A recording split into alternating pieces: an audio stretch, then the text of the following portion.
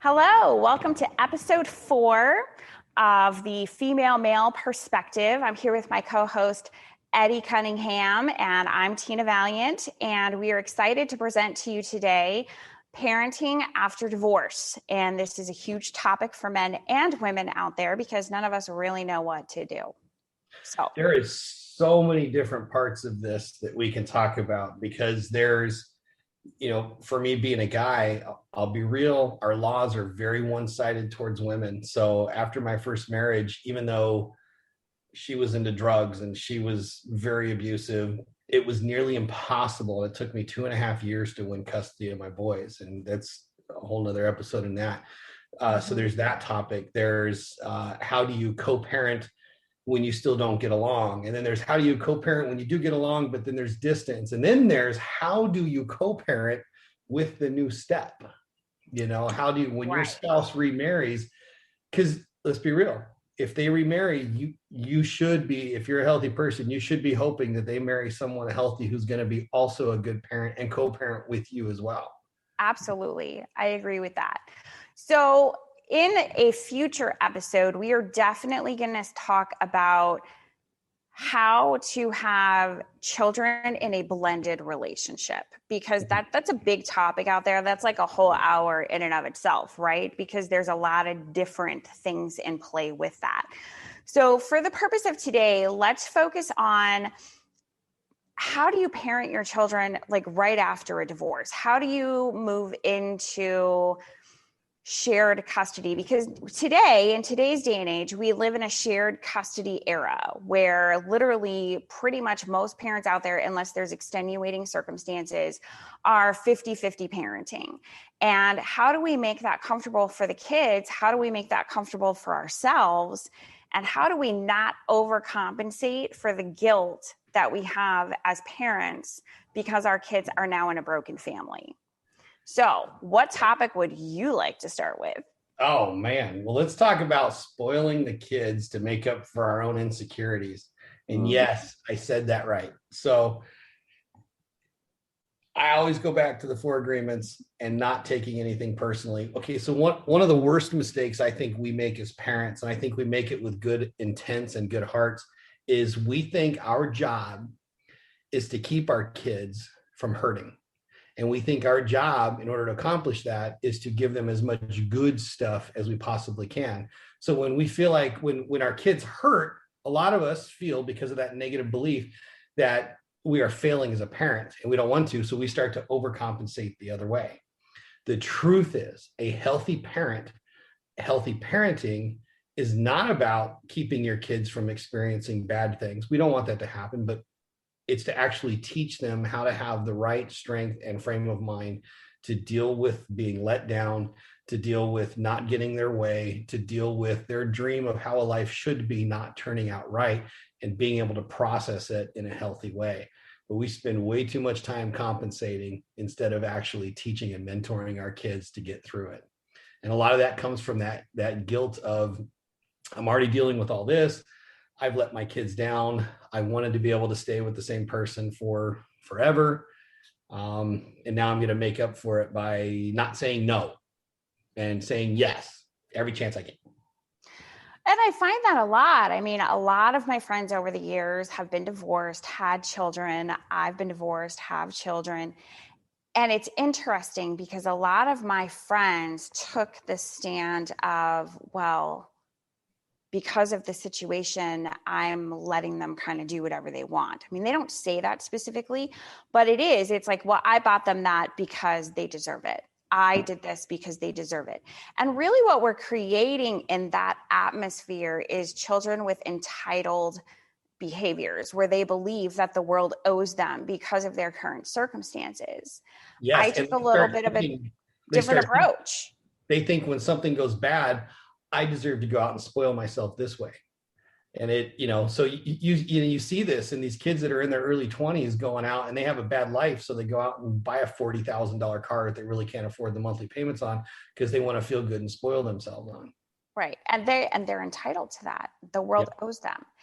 And I find that such an interesting thought process that we create in our children, just like what you say, where, even as parents, we're creating agreements in our children. That is a really strong agreement that we are creating in our children because of our divorce, because things happen. Instead of sitting down with our children and saying to them, I'm sorry that this didn't work out, and I really wanted to be with your father or your mother forever, and unfortunately, that wasn't what was going to happen. We both still love you. We both are active in your life. We're going to figure out this whole co-parenting thing. But the reality is life just happens sometimes, and we have to figure out the best way to get through it together. Instead, people are just like, well, I'm going to give you whatever you want, and I'm going to bail you out whenever you get into trouble. And there's no consequences to your actions, which drives me crazy. Drives me crazy that there's no consequences to kids' actions anymore. No. And you ask my kids, one of the most annoying things I would say to them over and over and over again is, well, that was an interesting choice. Even when it was to them getting angry at me, I'd be like, well, it was an interesting choice. But I told my kids growing up, I said, look, it's going to be a blessing and a curse the way that we raise you, because one, a blessing, because you're going to actually find yourself interviewing for jobs better. People are going to want to hire you. They're going to want to promote you. You're going to think like a business owner rather than just an employee. I said, but the curse of it is going to be the rest of your generation is going to be jealous of what you have and feel entitled to it. And they're going to try and take it from you through legislation. A whole nother topic. But I always told my kids this also, is I said, look, legally, I am only obligated to give you food, water, and shelter. That's it. Everything else is gravy and you have to earn it. I said, now, if that's a peanut butter sandwich, water from the garden hose, and a tent in the backyard, and that's all you're earning, that's all I'm giving you. And they joke about it now, but each of my kids took turns sleeping in the garage. One of my sons had to live in a tent for a while out back. I provided for him. And I know some people are like, oh my gosh, that's so abusive. Well, if you actually think that, then you might want to reevaluate how you are as a parent. And I'm just going to call you out on that, because my job as a parent, my belief that my job as a parent is to prepare my kids to become adults. And the way we do that is by teaching them to be responsible for their own decisions and the consequences of those decisions, not making them responsible for our poor decisions and who we married. Right. Which we actually teach our kids when we start saying, oh, the marriage fell apart, it's my turn to spoil you now because you're part of my marriage, and the kids aren't. Right. When my ex and I separated, that was the one thing that we tried to talk to the kids about, is like, kids, this is between mom and I. It is our marriage. It's our relationship. It has nothing to do with you whatsoever. We both still love you. We are just working on us, and the breaking up of us has nothing to do with you. You don't need to choose sides. You don't need to be in the middle of it. You're not going to fix us, and you're not going to break us. You guys have your own lives. You still have a mom. You still have a dad, and whatnot. But also, the things you choose to take on is not our responsibility either. If you want to feel hurt about this and upset about this, it's not my job to fix that, because it, again, has nothing to do with you. If you choose to make it about you, well, that's on you. I'm not here to spoil you and make you feel better because you choose to feel bad about this. Right. How old were your kids when you got divorced? Older. So I really only had 2 still out of the 5 still in the house, and they were in high school. Okay. So, and that's a lot easier. I'll be real with you. That was a lot easier to be able to sit down and talk to them, because you have adult children and almost adult children really to sit down and discuss these things with. And a lot of it had to do with how we had parented them already. We were used to having family meetings. We were used to having open communication with our kids. Not that everything went flawless, but we were used to already having that. Right. My kids were young when I divorced their father. They were, I believe, 5 and 7. And of course, it was about a year and a half after my hospital and like my whole hospital stay that we talked about in the last episode. And they were very young. Now, my youngest daughter was absolutely devastated. I mean, how old was she? She was 5. Oh. And she didn't smile again for a long time. I mean, it was horrible to watch. I had a lot of guilt over that, because she was a daddy's girl through and through, but she liked the family together. I think still to this day, if you'd ask her, what would it be better for you if daddy and I were together? She would say yes, even still to this day. And she's 21 now.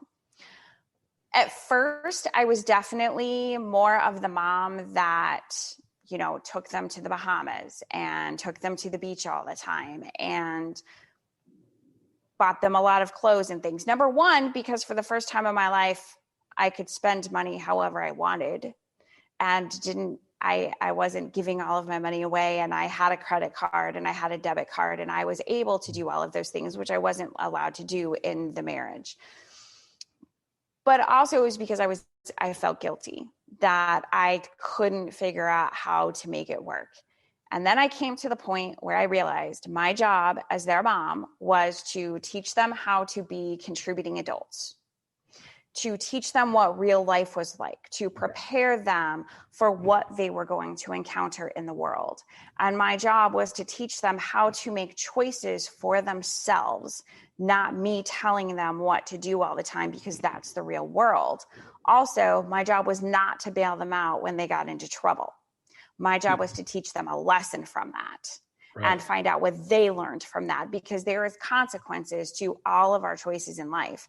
So what I started doing at about, I'd say 8, 9-ish for my older one, and so my younger one is 22 months younger than her, I started teaching them consequences versus rewards. And that has been a concept that we still talk about to this day at 21 and 23. And that is, every choice you make in life has a potential consequence and a potential reward. It is up to you if the potential consequence is worth the potential reward. But understand, if you don't tell me about it, it's going to be far worse on the consequence side, because I will find out. Sure. Because that's the real world. And I'll never forget, there was a time in their life where I think for the first time ever, they had gotten some bad grades, or they were fighting, or something crazy. I can't even remember why this occurred. But I'm like, okay, your job is school. You don't get physically paid yet, but you will. But your job every day is school, just like mommy has a job to pay for everything that you find so comfortable. So if you are not going to do your job, which is school, the way that you should, there is going to be a consequence. And that consequence is that I am going to show you how the real world works. So tomorrow, go ahead. I have a great story about this. And I'm going to call my son Sam out on this because he said he's just as stubborn as his old man. He was struggling with taking care of the things that he had, picking up his toys, doing his laundry. He was probably about 10 years old. And, as the kids, we started teaching them at 6 to do their own laundry, but really it was just helping us separate. And then they would walk with us to the laundry room and whatnot. But they each had their own assigned day for doing laundry. And so I told him, I said, look, you don't have to do laundry. You can choose not to. You don't have to pick up your toys. You can choose not to.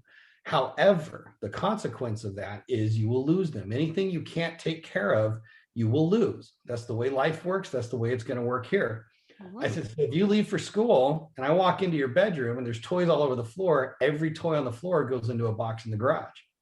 If I come in on the day after your laundry and you have dirty clothes in your dirty clothes hamper, all of that's going into a box in the garage. And he fought me on this. And over about 4 months, I'm not joking. I know some people are going to judge me on this, but I don't care. I did the same thing, so I'm not judging. Great. Sam ended up with a box, not even a dresser, because I caught him breaking his dresser. He was climbing on it and he was breaking. So you can't take care of it. Dresser's gone. He ended up with a box that had like 3 pairs of clothes in it and 1 pair of church clothes, only 2 pairs of shoes, and only a mattress with a sheet and a blanket on it, because he was trashing his sheets as well.